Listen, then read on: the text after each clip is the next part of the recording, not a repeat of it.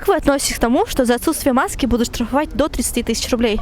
Судя по тому, какая у нас ситуация сейчас происходит во всем мире, штраф это хорошо, но небольшой. Вы готовы платить 30 тысяч рублей? Нет, я готов носить маску.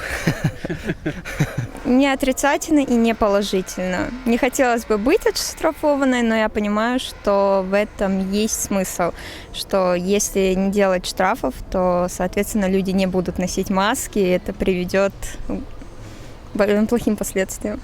Я отношусь к этому негативно, так как ношение ее все время, даже врачи говорят, что это вредит здоровью, типа не дышать свежим воздухом и все такое. И 30 тысяч это много.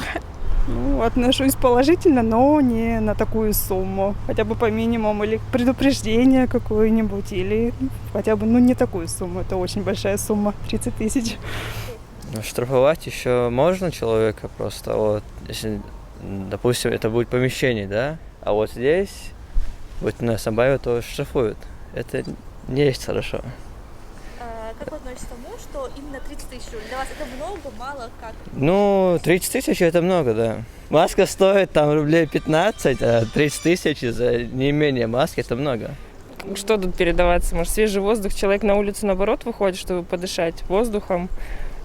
Дома закрытое помещение, хотя бы на улице без маски. Ладно, там в помещении, в общественных местах, а на улице она зачем? Вы знаете, к этому нужно вообще относиться положительно.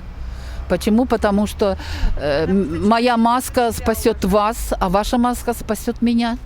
Это неуважение к соседу, к проходящему. Поэтому я думаю, что надо за то, что не одеваешь маску, надо, конечно, штрафовать.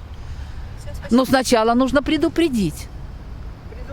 А потом уже, а потом уже штрафовать. Но это надо делать.